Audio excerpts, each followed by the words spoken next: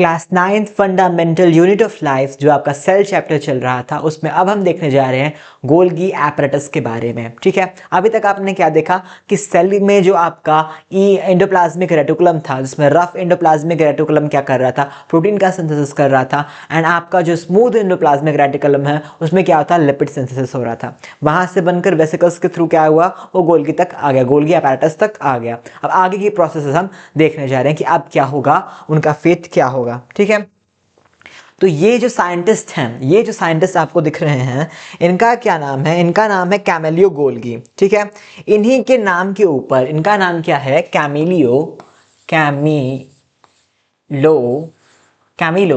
Golgi. क्या है ये, कैमिलो गोल्गी हैं ये। ठीक है, इन्होंने क्या किया था, इन्होंने क्या किया है, आपका गोल्गी बॉडीज की डिस्कवरी की है, इन्होंने खोज कर निकाला था। ठीक है, ये नर्व सेल्स पे काम करते थे और इन्होंने क्या किया था, गोल्गी बॉडी की डिस्कवरी की है। इनका नाम बस याद कर लीजिए, कैमिलो गोल्गी। इन्होंने क्या किया, आपका गोल्गी बॉडीज की डिस्कवरी की। ठीक है, ये साइंटिस्ट उससे आपके रिलेटेड है। ठीक है, अब हम कहानी को देखने जा रहे हैं। गोल्गी बॉडी क्या है भैया, ये आपका जो है मेम्ब्रेन बाउंड ऑर्गेनली है। ठीक है, मेम्ब्रेन बाउंड ऑर्गेनली है, सिंगल मेम्ब्रेन होगा। ठीक है, सिंगल मेम्ब्रेन। आपका एंडोप्लाज्मिक रेटिकुलम क्या था, सिंगल मेम्ब्रेन था, इसमें भी क्या होगा, सिंगल मेम्ब्रेन है।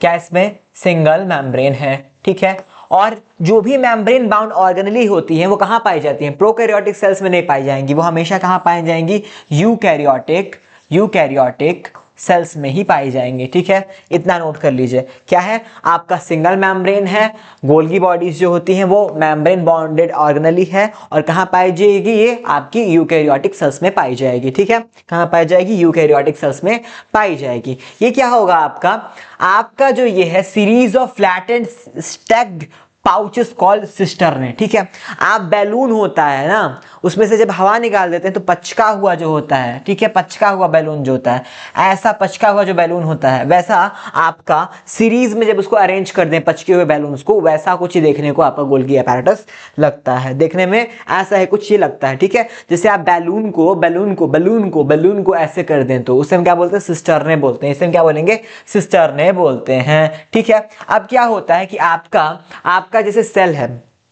आपका जैसे सेल है, ठीक है, आपका ये सेल है। ठीक है, तो यहाँ पे ये न्यूक्लियस हो गया और इससे लगा हुआ आपका क्या है, ये आपका एंडोप्लाज्मिक रेटिकुलम है। ये क्या है, आपका एंडोप्लाज्मिक रेटिकुलम है। ठीक है, अब ये जो एंडोप्लाज्मिक रेटिकुलम है इसमें लगा हुआ है आपका राइबोसोम।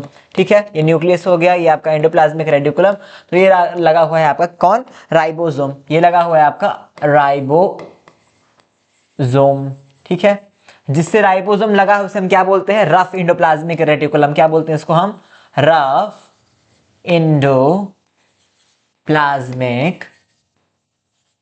रेटिकुलम। ठीक है, जिससे आपका नहीं लगा हुआ है उसे हम क्या बोलते हैं, इस रेटिकुलम को हम बोलते हैं स्मूथ एंडोप्लाज्मिक रेटिकुलम। इतना तो आपको खबर हो गई थी कब, पिछले लेक्चर्स में। ठीक है, पिछले पार्ट में। ठीक है, आप जो देखकर आए हैं। अब क्या होता है कि आपका ये प्रोटीन सिंथेसिस करता है, ये जो आपने पिछले पढ़ा, ये क्या करता है, आपका लिपिड का सिंथेसिस करता है। अब ये प्रोटीन और लिपिड जब बन जाता है, तो क्या होता है, वेसिकल्स में भर करके ये क्या होगा, ये यहाँ चलेगा कहाँ पे, गोल्गी एपैरेटस की ओर जाएगा। ठीक है, और गोल्गी एपैरेटस की ओर आते हुए ये इसके सिस्टर्नी में घुसेगा और इसमें ऐसे घुसते घुसते ये क्या होगा, यहाँ पे सिक्रीटरी वेसिकल्स बनते हैं, उसके थ्रू ये चीजें मॉडिफाई होकर निकल जाएंगी। ये कहानी इसमें चलती है, किसमें, आपकी गोल्गी एपैरेटस में। ठीक है, क्या होती है इसमें, आपकी यही कहानी चलती है।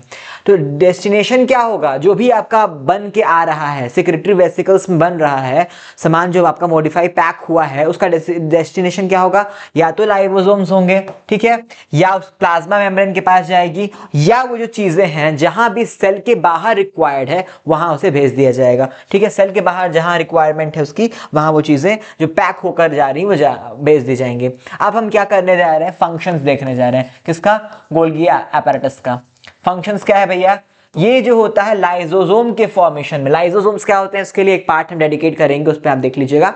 लाइसोसोम्स के फॉर्मेशन में क्या होता है, ये काम आता है। फिर क्या होता है, ये आपका मॉडिफिकेशन करेगा प्रोटीन्स एंड लिपिड का, ठीक है। प्रोटीन कहां से आई है, आपकी रफ एंडोप्लाज्मिक रेटिकुलम से जो आई है उसका क्या करेगा, ये मॉडिफिकेशन करेगा। लिपिड कहां से आई है, स्मूथ एंडोप्लाज्मिक रेटिकुलम से आई है, ठीक है।